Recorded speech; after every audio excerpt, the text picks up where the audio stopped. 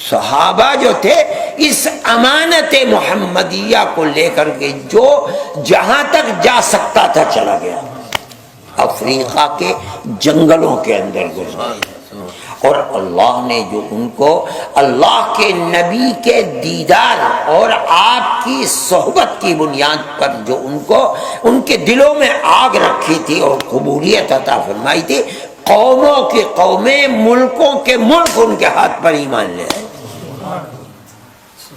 یہ ان کی عظمت تھی، اور یہ عظمت قیامت تک کے لیے امر ہے۔ جو لوگ ان کو برا، آج ہی نہیں، اس زمانے میں بھی، زمانے نبوت میں بھی ان کو برا کہا جاتا تھا، مخالفین اسلام کے آج ہی نہیں، اس زمانے میں بھی تھے۔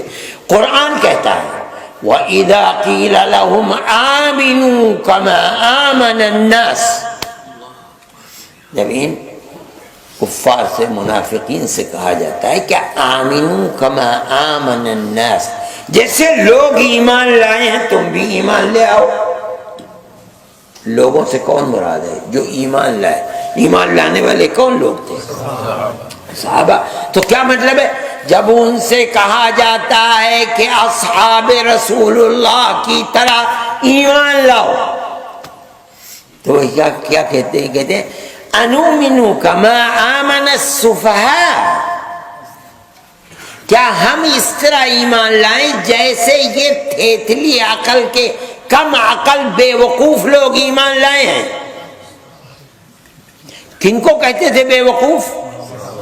اب دیکھیے اللہ کو کتنا برا لگا، کہا تو جا رہا ہے صحابہ کو، لیکن اللہ کو اتنا برا لگا، اتنا برا کہ جواب کیا دیتے؟ پہلے الا، کان کھول کر سن لو، دیکھیے اندازہ دیکھیے، کان کھول کر سن لو، ان حرف تحقیق ہے، تحقیق یہی ہے جو میں کہہ رہا ہوں، کان کھول کر سن لو۔ امر محقق یہ ہے کہ ہم، وہ، پھر ہم کے بعد ایک اور ہم لا رہے ہیں تاکید کے لیے، الا انہم ہم السفہاء، ہونا چاہیے تھا الا انہم السفہاء، نہیں کہہ رہے ہیں، فرما الا انہم ہم السفہاء، وہی۔ پھر جو عربی جانتے ہیں وہ جانتے ہیں، اصل یہ ہے کہ مبتدا معرفہ اور خبر نکرہ ہونا چاہیے تھا الا انہم سفہاء، اس کے بجائے تاکید لائے ہم، اور پھر اس کے بعد سفہاء کے اوپر الف لام لائے، یہ تاکید اور حصر کا، وہ ہاں وہی بے وقوف، تاکید پر انہوں نے تو ایک دفعہ کہا تھا انؤمن کما آمن السفہاء۔ اللہ فرماتے ہیں میں جو کہہ رہا ہوں کان کھول کر سنو، میں جو کہہ رہا ہوں وہی امر محقق ہے، وہی امر محقق، کیا وہی بے وقوف ہے۔ اچھا آگے چل کے اس سب سے آگے فرماتے ہیں وَلَكِنْ لَا يَعْلَمُونَ، کیا مطلب ہے؟ ارے بھائی اگر کوئی کھڑے ہو کر پیشاب کر رہا ہے اور وہ جانتا نہیں کہ پیشاب کر رہا ہے کھڑے ہو، کیا کہو گے؟ پاگل ہے، یہی تو کہو گے۔ اگر کھڑے ہو کر پاخانہ کر رہا ہے، اسے کچھ پتہ نہیں کیا کر رہا ہے، یہی تو کہو گے کہ پاگل ہے۔ اب قرآن کیا کہتا ہے؟ بے وقوف ہیں، بے وقوف ہیں، بے وقوف ہیں، اور انہیں پتہ بھی نہیں کہ وہ بے وقوف ہے، اس کا مطلب ہے بالکل پاگل ہی ہے، عقل ہے ہی نہیں۔ کیا کہہ رہا ہے اللہ؟ اللہ کو کتنی محبت ہے صحابہ سے،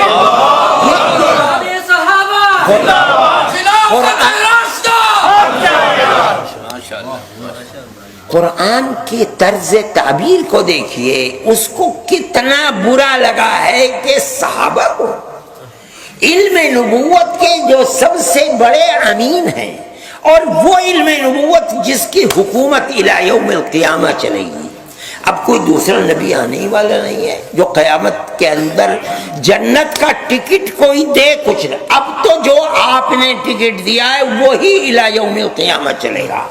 اور اس کے امین صحابہ یہ پاگل، ان کو کہتے ہیں سفہا۔ قرآن کہتا ہے کہ وہ تو پاگل ہیں، انہیں پتہ ہی نہیں کچھ۔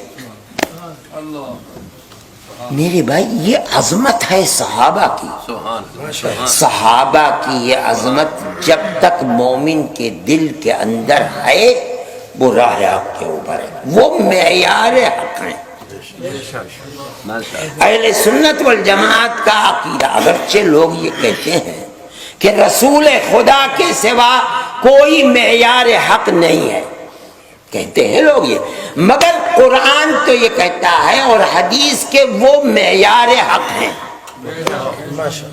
قرآن کہتا ہے فَإِنْ آمَنُوا بِمِثْلِ مَا آمَنْتُمْ بِهِ فَقَدِ اهْتَدَوْا، اگر لوگوں کا ایمان ان کا ایسا ہے جیسا تمہارا ایمان ہے، اے محمد اور اے اصحاب محمد، فَقَدِ اهْتَدَوْا، تو وہ ہدایت پر ہے۔ اگر ان کا ایمان تمہارا جیسا ایمان نہیں ہے تو وہ ہدایت کے اوپر نہیں ہے۔ اس کا کیا مطلب ہے؟ معیار حق کا تمہارا ایمان ہے۔ قیامت تک اگر کسی کا ایمان تمہارے ایمان کیا، اللہ نے سرٹیفکیٹ دے دیا فقط اہتدوا۔ اس لیے اہل سنت والجماعت کا تو مسلک یہی ہے کہ صحابہ معیار حق ہیں۔ کوئی اگر ان کو فاسق و فاجر العیاذ باللہ کہتا ہے، میں کہوں گا قرآن سے وہی فاسق ہے، وہی فاسق ہے اور وہ پاگل ہے۔ میں نہیں کہہ رہا ہوں، قرآن کا انداز تعبیر یہی ہے۔ کوئی کہتا ہے وہ معیار حق نہیں ہے، میں کہتا ہوں وہی معیار حق ہے۔